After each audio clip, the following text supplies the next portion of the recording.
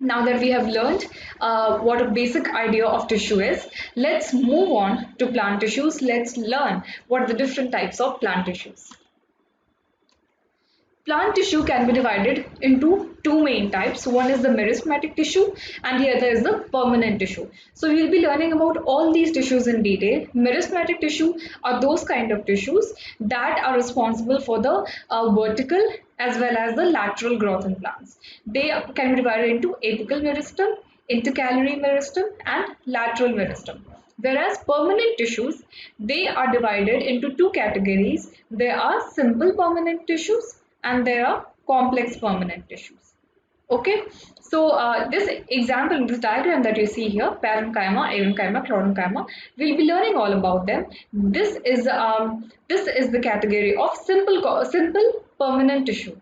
There is also another category, complex permanent tissue. We'll be learning about it later in this chapter itself. But first, let us have a look at the meristematic tissue. The growth of plants occur only in certain specific regions. This is because the dividing tissue, which is also known as the meristematic tissue, is located only at these points. Like I had told you in the earlier slide, that growth in plants either occur vertically or they either occur horizontally, right? So, plant tissues that are responsible for growth, those living tissues responsible for growth, they are only present in those vertical areas and those horizontal areas where this divide, where this growth is supposed to happen, right? So meristematic tissue can also be called as dividing tissue. Depending on the region, we have the apical meristem, we have the intercalary meristem, and we have the lateral meristem. New cells produced by meristem are initially like those are meristem itself, but as they grow and mature, they differentiate into different cells which perform different functions. Okay, so what it means to say is that, say near this living dividing tissue known as the apical meristem, where it is dividing at the tip over here, surrounding this tip, there may be some cells that are also apical meristem.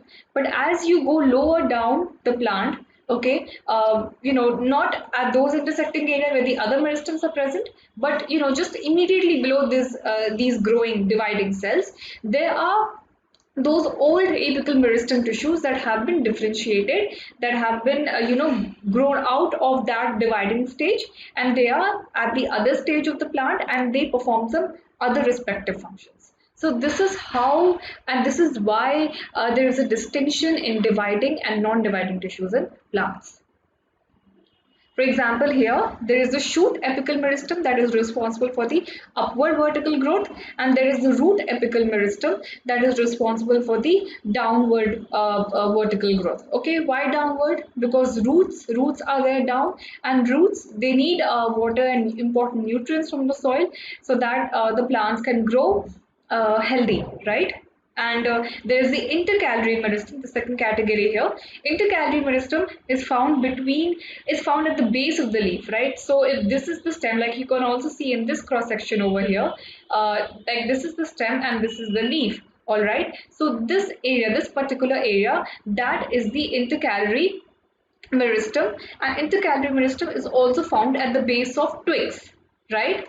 Twigs. So twigs are those woody sort of fine woody structures that are they sprout outside of the stems. So along with leaves, intercalary meristem are also present at the base of the twigs, which are also known as nodes. Okay, so they're also present at the base of these nodes, and they're responsible for that slanting growth of the twigs or the leaves. Lateral meristem, as you can see at the bottom over here, lateral meristem is responsible for the growth and girth of the stem, or you can also say they're responsible for the growth and width, or they are responsible for the horizontal growth. Okay, they're responsible for the horizontal growth. This is the function of lateral meristem. Okay, let's learn about them one by one. Apical meristem is present at the growing tip of stems and roots, like I just showed you in the previous slide, and they increases the length of the stem and the length of the root. They increases the length of the stem, that is the upward vertical growth, and the length of the root, that is the downward vertical growth. The girth of the stem, or the width or the thickness, or the horizontal growth, or even the root. Yes, I forgot to tell you. Look at this slide over here. Even in the roots, there is a lateral growth, right? There is, a horizontal growth towards the root as well, right? So lateral meristem over here is not only responsible for the growth in the stem, the lateral or the horizontal growth in the stem, but it is also very much important in the lateral growth of the roots, and they are also known as cambium. Okay, so the girth of the stem or root increases due to lateral meristem or cambium. Intercalary meristem is the meristem at the base of the leaves or internodes. Internodes, like I told you, that either side of the node on twigs. So if there is this small woody shoot that sprout out of the stem, right? So this area is known as node. So intercalary meristem is also found at the base of the nodes as well as the base of the leaves. Let's do a fun activity that may help us determine whether and how basically apical meristem works. So for this experiment, we have taken two jars and we have filled the jars with equal level of water, and we have submerged two onions, as you can see over here. Both of these onions, their roots, all right, their roots, as you can see over here, their roots are submerged in the water. All right, so basically their roots are obtaining the basic nutrients that they can absorb from the water. So you take both the jars and you fill them with water, and you place two onions, and it's at such a position that the roots are submerged in water, and you measure the length of roots on day 1, 2 and 3. On the fourth day, what you do is that you cut the root tips of the onion of the onion in the jar 2 by about 1 centimeter. So you can see in this picture over here, the roots in the jar 1, the roots of the onion in the jar 1, they are longer, whereas in the jar 2, the roots have been cut by say 1 centimeter. After this, you observe the growth of the roots for, let's say, another 4 or 5 days. You keep it undisturbed and you observe the growths again. What do you find? You find that the root tips in jar 1, they continue to grow, whereas the roots in jar 2 stop growing. So as you can see in this diagram over here, this is the growth of root tips in jar 1. The roots are growing, they are still growing, and see, they have almost filled the cup or the glass or whatever utensil you took. But what happens to jar 2? In jar 2, the growth of the root, it stops growing. Because remember, you had cut off 1 centimeter, so you had basically cut off that apex, that tip of the roots, right? Those parts that were basically responsible for the vertical growth downwards, right? Why? Because there is a tissue known as apical meristem that is present at the tips of these roots. This tissue is present in the root tip, and that is responsible for the growth of the plant. So this is a very basic experiment, a very fun experiment that will help you identify tissue contributing to plant growth. Now that we have had a look at meristematic tissue, let's learn about permanent tissue. Permanent tissue, like I told you, can be divided into two parts: simple and complex. The cells formed by meristematic tissue, they take up a specific role and they lose the ability to divide. So like I had shown you that after say this is the root of that plant, and after the growth has occurred, so if this is the apical meristem over here, all right, I'm abbreviating it as AM, and so these are the surrounding cells, right? So as you go downwards, what you will observe is that some cells, they lose that ability to divide. They are no more dividing, but they are rather the non-dividing cells now. So these cells, they perform some other activities that are required for the plant. They take up a specific role and they lose the ability to divide. As a result, these meristematic tissue, they form the permanent tissue. This process of taking up a permanent shape, a size, and especially a specific function, this process is known as differentiation. Cells of meristematic tissue, they differentiate to form different types of permanent tissue. What type of cells are tissue made of? This is an experiment that you may not be able to perform at your own home. you have to take a plant stem and you have to cut the help of your and you have to cut that plant into very thin slices or sections with the help of your teacher. So I may not be there physically with you, but I'm here virtually to guide you. And let's see what this experiment leads us to. Now you have to stain the slides with saffron. Saffronin is basically a red dye that is used in biology to, get a hint, get an idea of how things are working and why they are working. So you take saffronin and you and you stain the slices with this dye, all right, and you place one neatly cut section of the stem that you just cut, and you put it on the slide. You put a drop of glycerine and then you add a cover slip to it and you observe it under a microscope. What are the different kind of observations that you had? You saw, or you will see when you'll do it later on, that there are different types of cells arranged in a very different manner, all right, and there are some cells that are grouped together. They may be similar in structure, right, from the other similar structural cells, all right. For example, here cuticle is the the outermost covering. Then you have the epidermis, and you have the collenchyma, parenchyma, phloem, xylem, vascular bundle. Okay, so basically all of these things, all they give you that hint that there are different types of tissues in plants, there are different types of cells that are grouped together, that are similar in structure, they are similar in function, and they perform the activities of a living organism in a divided manner. There is an observation that cells appear to be of different size and shape and have different structures. Each cell or group of cells have different structure and function. Now that we had a look at the simple permanent tissue, we'll be learning in detail what the complex permanent tissue are. Now we had just had a look at the structure, the simple permanent tissue, right? That there are some structure in plants that are responsible for some specific function after they have lost their ability to divide. In this part, we will be learning about what other roles these simple permanent tissue have, and also we'll be learning about the complex permanent tissue. So, simple permanent tissue and complex permanent tissue, we had a look at the parenchyma, collenchyma, sclerenchyma in that experiment where I told you about the microscope. So you can't do this experiment physically right now, but I'll be guiding you that what are the different types of simple permanent tissue and what are their functions, and also about the complex permanent tissue, which are of two types, phloem and xylem. Simple tissues, they are homogeneous and they are composed of structurally and functionally similar cells. By homogeneous, we mean that one kind of tissue, they have only one kind of cells, right? So if there is this tissue known as parenchyma, it will only have the cells of parenchyma. Collenchyma will only have the cells of collenchyma, and sclerenchyma will only have the cells of sclerenchyma. This is what is meant by homogeneous, right? Simple permanent tissue, parenchyma, it consists of relatively unspecialized cells with cell walls.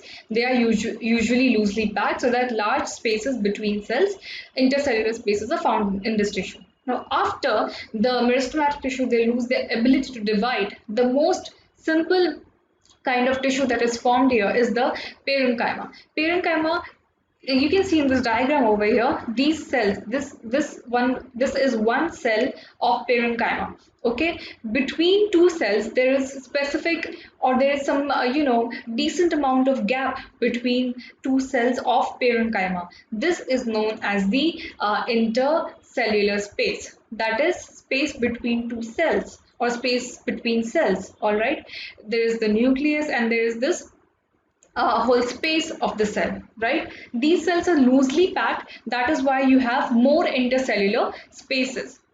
The function of this parenchyma tissue is to provide support to plants, and they also help in the storage of foods. Now, there is a specific pigment in plant, chlorophyll. You must have heard of it. And this pigment, this chlorophyll, all the leaves that have this pigment, they will be able to perform photosynthesis, right? They'll be able to take a carbon dioxide from atmosphere, and they will use water and nutrients and carbon dioxide to produce food. So some parenchyma, they also have chlorophyll inside them, and those specific tissues that have chlorophyll inside them, those specific parenchymatic tissue, they are known as chlorenchyma.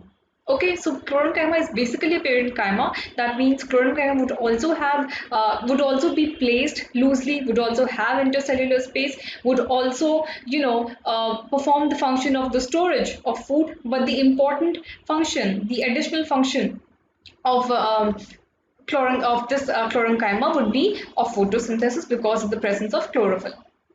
Whereas some other types of parenchyma is known as aerenchyma. These are usually found in aquatic plants. Large air cavities are present in there so that they help the plant body to float above the ground. They help in buoyancy so that the plants are able to float. All right. These specific types of parenchymatic tissue are known as aerenchyma. You can remember it by air, aeren, right? So they have a large cavities of air filled in them since air is lighter in density, so it will help the aquatic plants to float. Now that we have looked at parenchyma, let's learn what collenchyma is.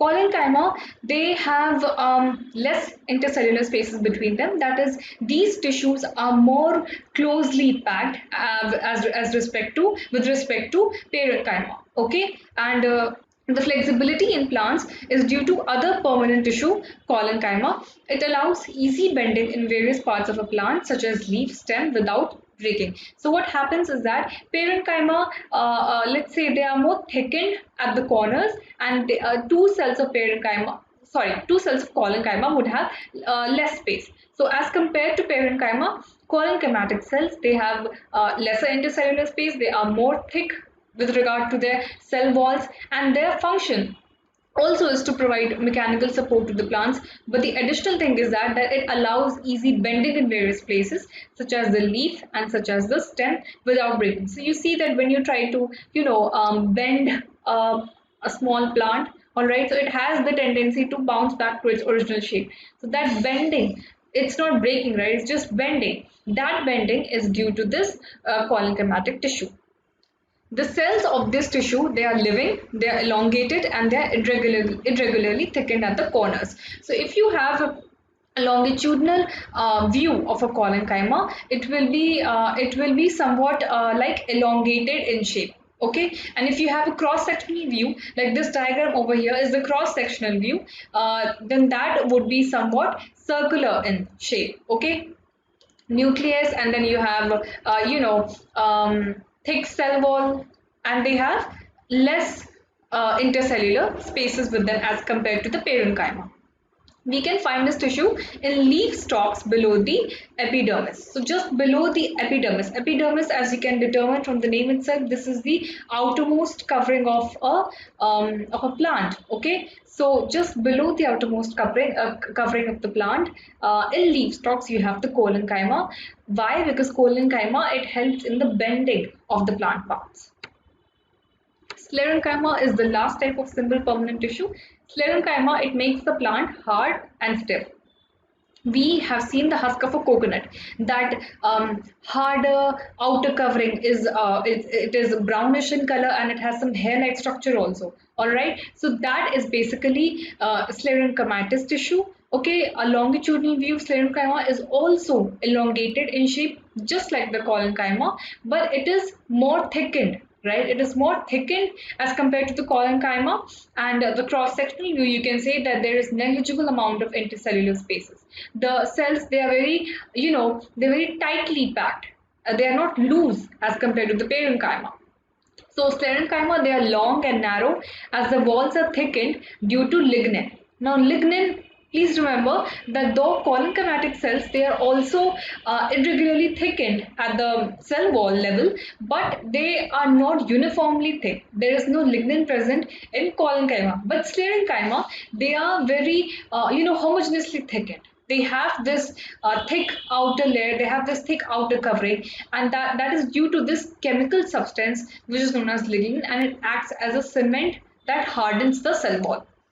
Often these walls are so thick that there is no internal space inside the cell. So, for example, if this is a sclerenchyma cell, so that lignin, it is so thick and it is so hard that there is also very less space present inside the cell. All right. So, this is because of that chemical substance. This tissue, that is sclerenchymatic tissue, is present in stems, is present around vascular bundles, in the veins of leaves, and in the hard covering of seeds and nuts. It provides strength to the plant parts. So, if you may have noticed, all these three simple permanent tissues, parenchyma, collenchyma, sclerenchyma, apart from chlorenchyma and apart from arenchyma, that we saw these two other specific types of parenchymatic tissue. So, apart from the chlorenchyma and the arenchyma, parenchyma, collenchyma, and sclerenchyma, their major function is to provide strength and support to the plant parts. All right.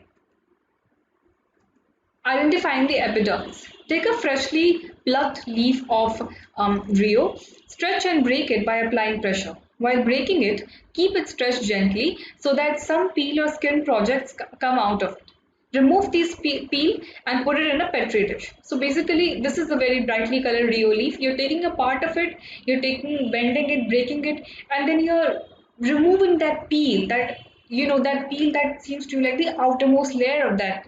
Then you're putting that on a microscope by, after adding a few drops of that red dye again, which we call as a saffronin. So you add a few drops of saffronin and then you transfer it onto a slide, onto a cover slip, and then you observe it under a microscope. What you get is an outer covering of thin layer of cells that we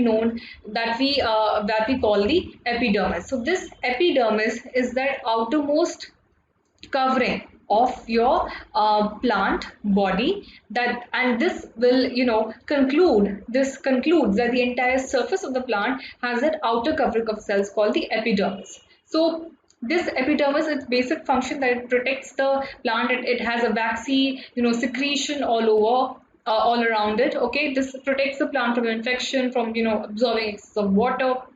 All right, and below this epidermal cells, you find all the other sort of cells, the subsidiary cell, the guard cell. Guard cells, basically, they are part of the stomata, and stomata are those specific organs, those bean-shaped organs that are responsible for photosynthesis, right? So there is stomata and there is a guard cell inside of stomata. So all of these, they come under the epidermal layer. The epidermis is the outermost layer, and when you try to peel something off of a plant body, and what you get after you observe it under a microscope is somewhat of this structure. This is the kind of epidermal layer that you will be figuring. So till here we have learned about the simple permanent tissue. Now we will be having a look at the complex permanent tissue. Complex permanent tissue. Complex tissues are made of more than one types of cells. All these cells coordinate to perform a common function. Xylem and phloem are example of such complex tissues. So within the plant body also, there is the conduct or there is the transport of food as well as water. There are specific types of complex cells which form complex tissues, and these are permanent in nature, meaning that they have outgrown the dividing meristematic stage and they are at a permanent stage where they perform the function of transporting food and water. So they are both conducting tissues. Conducting, why? Because they are conducting food and water, and they constitute together a vascular bundle. So one bundle, when you say one vascular tissue, one vascular bundle, it consists both of xylem tissues as well as the phloem tissues, because one of them, they perform the function of transporting water while the other transports food. All right, so both of them constitute together a vascular bundle.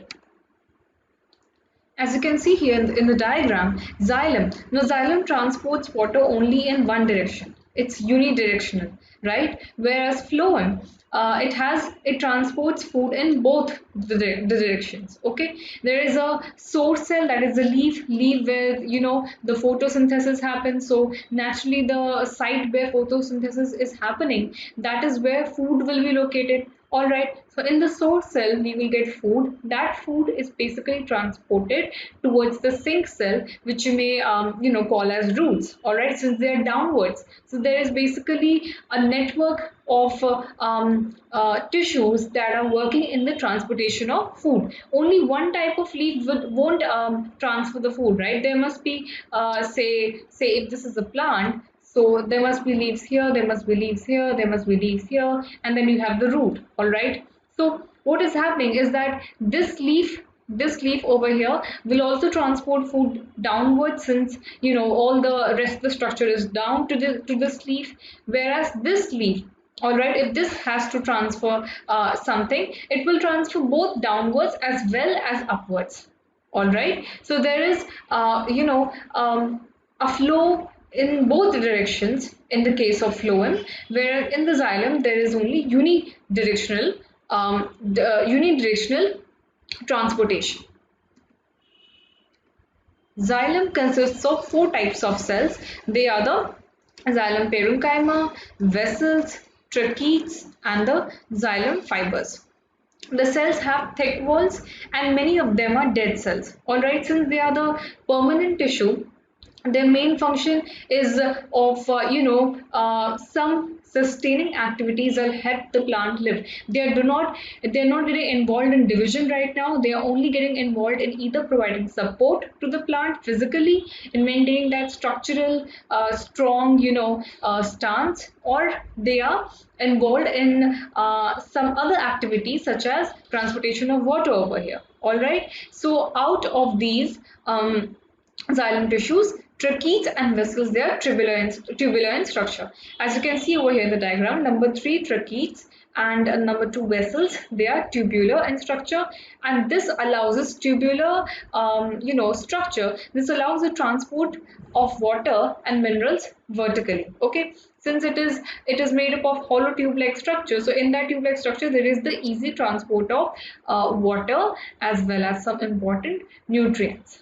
The parenchyma, the xylem parenchyma, it stores food and helps in the sideways conduction of water, whereas fibers are mainly supportive in function.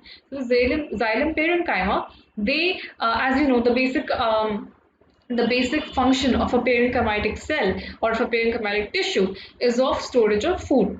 So xylem parenchyma tissue helps in the storage of food as well as they help in the sideways conduction of water. So like you have the chlorenchyma and parenchyma from parenchyma, there is also xylem parenchyma. So it is performing the basic function of the storage of food, as well as since it is also xylem tissue, so it helps in the conduction of the sideways conduction of water. Whereas the xylem fibers over here, that's the 4th type of xylem tissue. This basically gives that structural support to the plant body.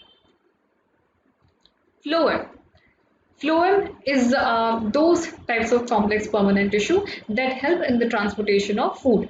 There are also 4 types of phloem tissues. There are the phloem parenchyma, companion cell, phloem fibers, and the sieve tube. Okay, so phloem is made up of 4 types of elements, 4 types of tissues. Sieve tubes, they are tubular cells with perforated walls. Perforated walls, as you can see over here in the diagram, they are small holes. All right, this is not homogeneous in structure, but there are small holes. And what do these holes serve the function of? They serve the function of the transportation of material. As you can see, this black dotted structure over here that are both going downwards and both going upwards from these perforations. Okay, so phloem, unlike xylem, it can move in both directions. Phloem transports food from leaves to other parts of the plant, except for phloem fibers, except for this number 3 phloem fibers. Phloem cells are living cells. So be it parenchyma, be it companion cell, or be it the sieve tube, phloem cells are basically living, and this phloem fiber is the only dead cell that helps the function of giving support to the plant body. Question 1. Name type of simple tissues. Now we know that there are simple permanent tissues in plants. These are divided into 3 categories. First we have the parenchyma cells. Parenchyma, they're loosely packed, right? They are thinly structured. There is intercellular spaces. You have special parenchymatic cells like arenchyma and chlorenchyma. Then you have the collenchyma. These are somewhat elongated in shape, and they are more thick, but at irregular ends, and they have less intercellular spaces as compared to parenchyma. They help the plant structure in bending. Then you have the sclerenchyma. Sclerenchyma is that thickened cell that gives the plant its structure, its solid structure, its solid strength, support, and also sclerenchymatic cells. They are highly thickened at the cell wall level, and that is because of the presence of a substance, a chemical substance that is known as lignin. Where is apical meristem found? Now you know that meristematic tissue is the dividing tissue. Dividing tissues means they are living in nature. They're found in those areas where the plant body is growing. Apical meristem is found typically at the shoot level or at the root level. That is, they are either responsible for the vertical growth of the plant, that is from the shoot level, or from the downward vertical growth of the plant, that is at the root level. This is where the apical or the apex, apical meristem is present at the apex, be it at the shoot level or be it downwards at the root level. All right, it helps in the vertical growth of the plant body.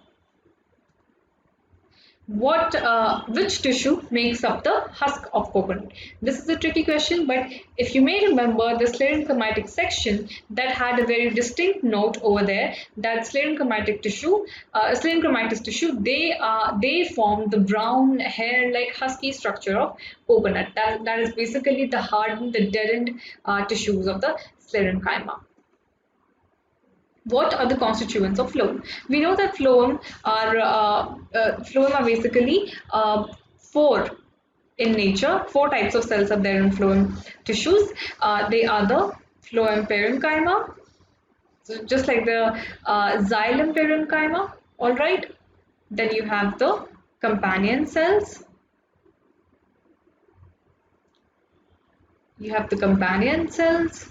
Then you have what else? We have the sieve tubes, right? Those special tubular structural cells that help in the transportation of food, right? And lastly, we have phloem fibers.